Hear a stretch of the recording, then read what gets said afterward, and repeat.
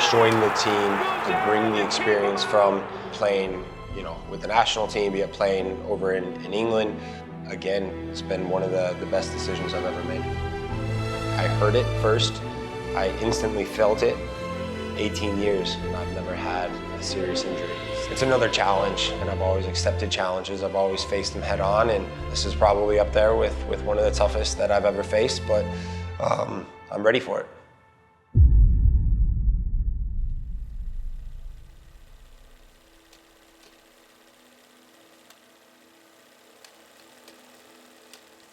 So last time we asked you how you were doing. In this moment, how are you doing? Yeah, I'm doing really well. The rehab process is going really, really well. My Achilles feels good. I've not had any setbacks, so it's all I can ask for. And how would you describe your life right now? Last time you said Yeah. it was chaotic. Yeah.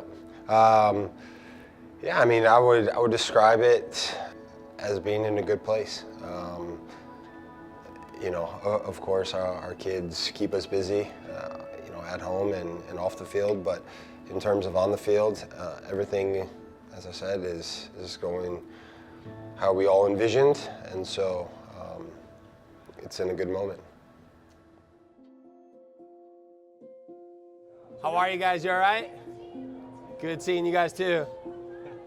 Yeah, my first match back, being back in the stadium, it had a lot of this, similar vibes and feelings to a match day. But then obviously there came a point when I wasn't getting, changed from a suit into match day clothes and a uniform, and I wasn't headed out to the field, and instead I was headed up to a suite to watch the game. So obviously that part was different. I don't know, it wasn't like a feeling of a wow, it was a feeling of probably mixed emotions of excited to be back in the stadium, excited to be back around the group, a little bit angry in terms of not being able to be on the field, frustration.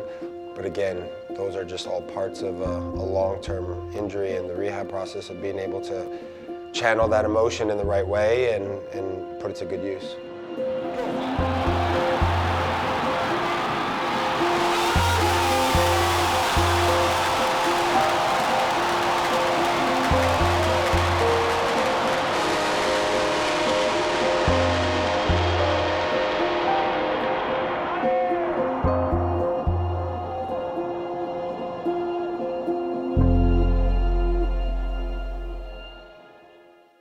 Those are probably some of the challenging parts of the rehab process.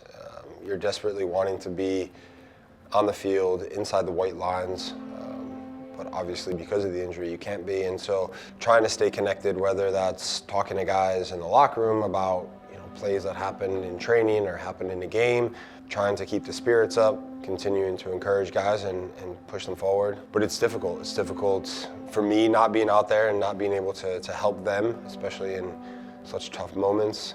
It's difficult to then make sure I'm staying focused on what I have to do to make sure that I can get back out there. So those are just part of the bumps in the road, if you will, of a rehab process, especially being a senior player.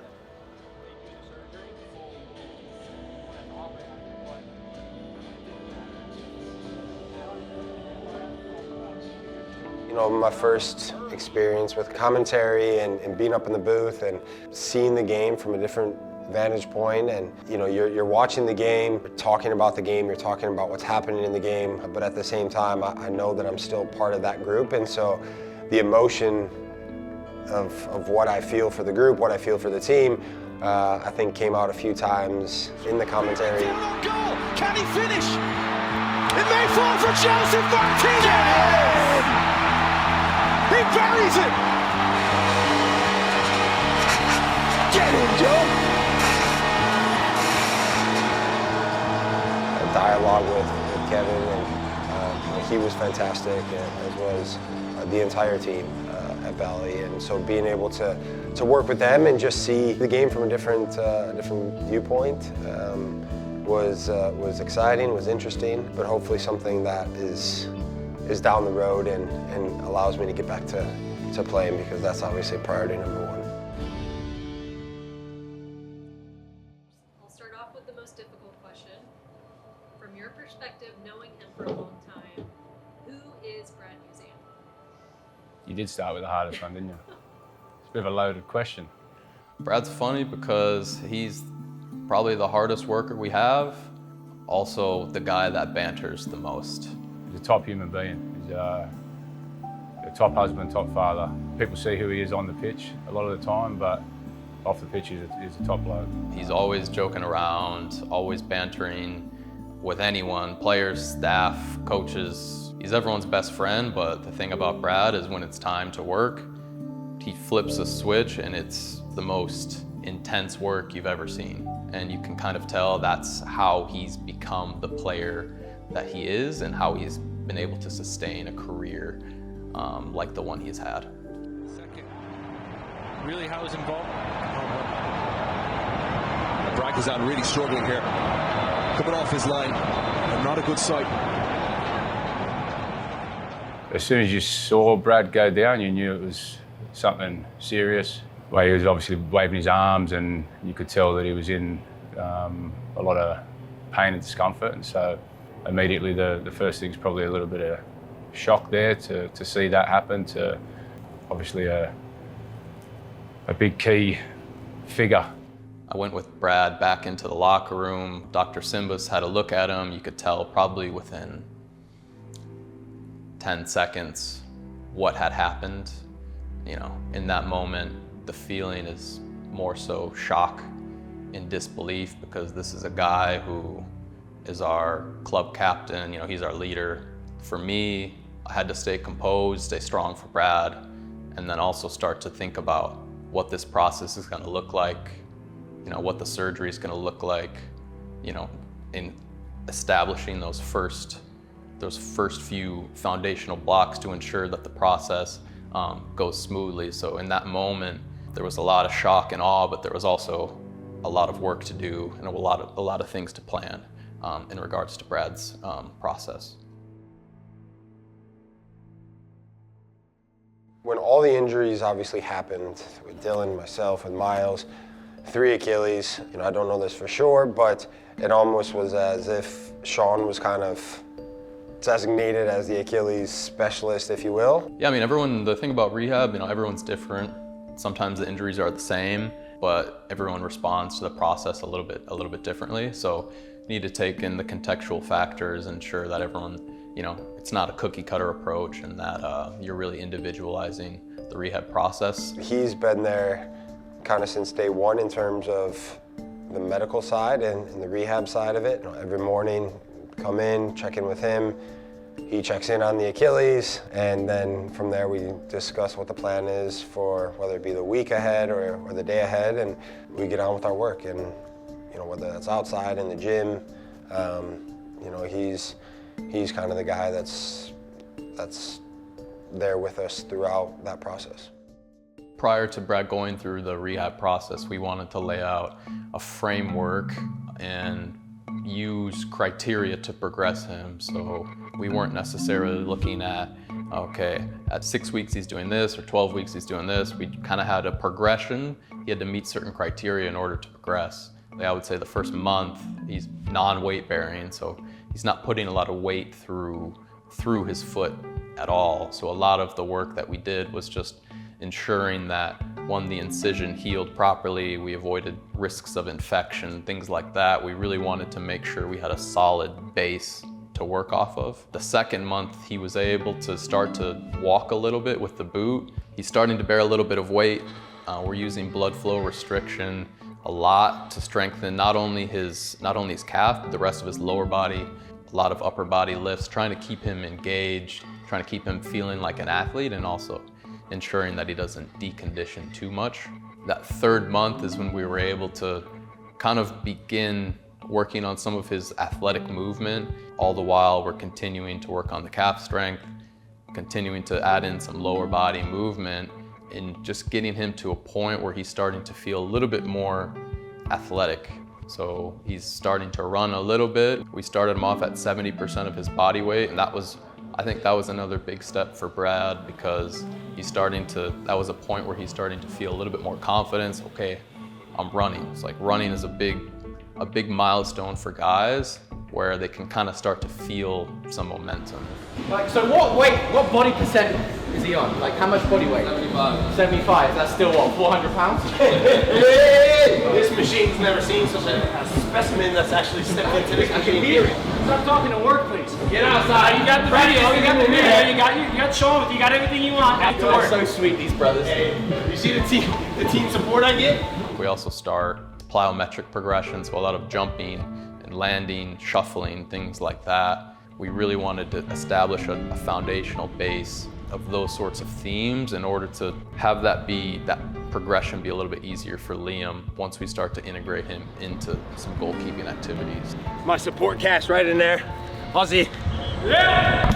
There you go, Oz! Yeah! A lot of that third month, fourth month, even into the fifth month was a lot of work with me on some of that shuffling, the jumping, the landing, things like that. Things that look like goalkeeping, just without the ball, without the gloves on. As we go down, really sharp to get down, and then set yourself up and across to get that one off. Just go for 4 there, 4 there. Go, here we go. Hold. Good.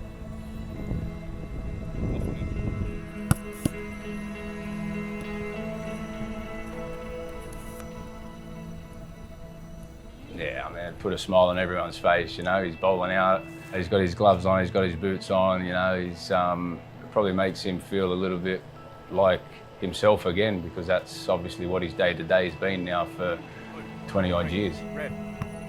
Yeah, good touch. Green, red, green, red, blue. Good. And it was great to kind of get through that first phase of the rehab program and getting back out on the pitch doing, started very basic at first, just some handling drills, a lot stationary, not even on his feet. I think for him it was just a case of putting the gloves back on, feeling like a goalkeeper again, and you know, hearing the sound of the ball hitting his gloves, and you know, I thought it brought a lot of joy, I think, to him and everybody.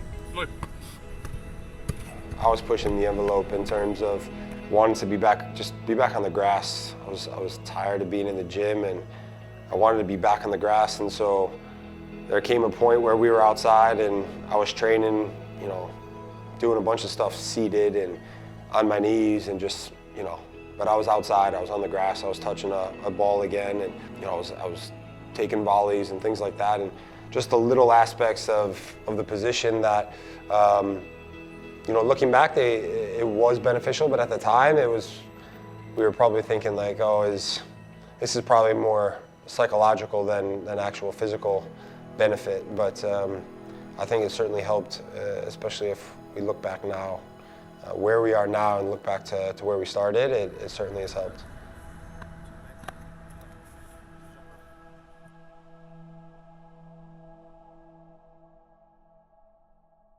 Yeah, I mean, listen, obviously Liam, you know, we've got a close relationship, and you know, he's been able to not only keep me going mentally and psychologically, but also as we've turned the corner to doing more things outside, you know, he's all hands on deck in terms of whatever is needed for my recovery, for my rehab, you know, whether that's starting before the sun comes up, whether that's staying late, whether it's cutting video to make sure that medically I'm doing things and we're not putting too much strain or whatnot. So he's constantly looking at ways to innovate, whether it be the training session or just what I'm doing to help me get better. And you know, it's down to guys like him, and it's not just those guys. There's so many other guys here at the club that have been willing and open to helping me get back on the field and be successful.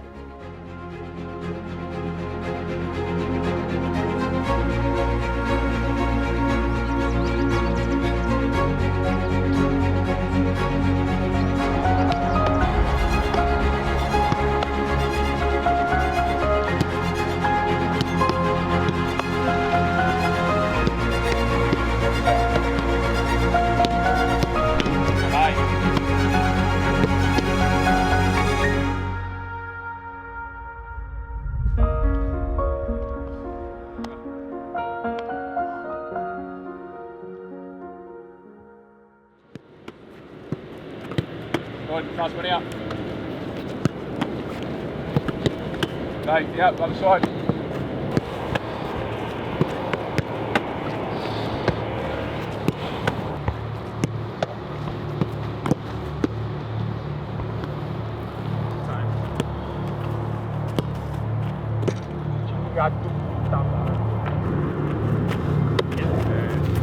Nice, Brad. Yeah, good.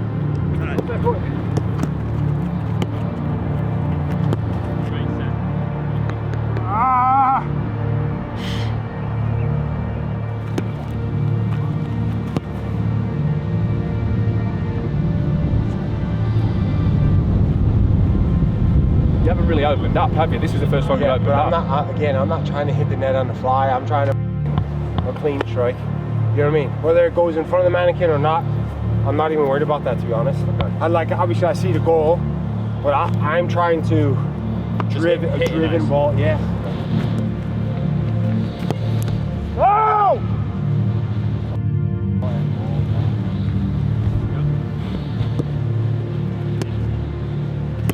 Jesus Christ. Going back out there, doing things for the first time after 5.5, 6 months, it wasn't perfect the first time, and the frustration certainly set in because I'm expecting myself to do those actions at a very high level, and because I hadn't done them for so long, it takes a little bit of time to get back into the swing of things, and I didn't want to take that time. I just expected my body to go from not doing it to doing it perfectly again, or going back to how I did it before the injury. And so there were certainly moments of frustration, but that's part of it. That's part of the rehab process. We're not looking for perfection at this stage. We're trying to, tick boxes in terms of what we feel that he needs to be doing at this stage. And to be fair to him, he's done it really, really well. So it's been, I would say, not as frustrating, but because he holds himself to such a high standard, he's probably the one who's harder on him than anyone else. For the first day in to do these things, it's for me, it's good that you're frustrated. Yeah. Like at times you can't leave him happy-go-lucky every single day because it's not real life. No, it's perfect, mate. What's up, man? Glad he took his snoot off so you can see it in it.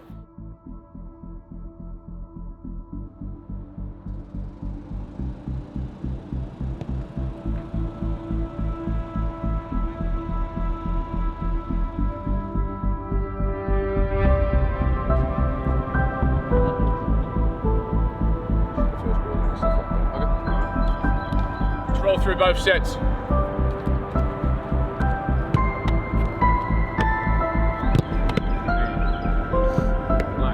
First and foremost is about getting him back playing again, getting him back out in front of the crowd, letting him put the jersey back on, getting the armband back on, and going back out there and doing what he does best and competing. Yes. Okay, good lad, Brad. Other side. Right side.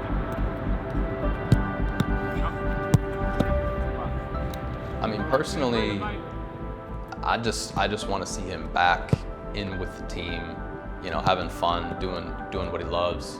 Obviously, seeing him playing a game is going to be a big moment for all of us because there's a lot of people around here that have played a part in Brad's recovery. That's going to be a big moment for all of us. I'm excited to give him a nice big hug, once he plays his first game.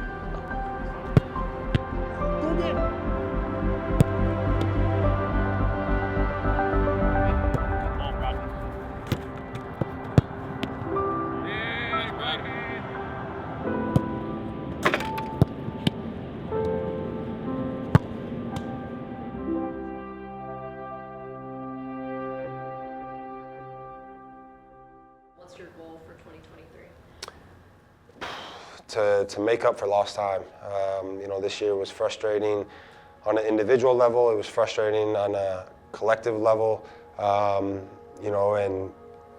at my age, you don't know when the end is, but you understand that the end is potentially closer than, say, somebody that's 21 or 22. And so I want to make the most of not only the year, but every day. And that's competing to the highest level, making my teammates better, myself getting better. And I think if I can do that, then I can help the group. And if those moments are good and we're able to win games, then ultimately the goal is to compete for trophies again. And after the year we've had as a group, that's where we need to get back to.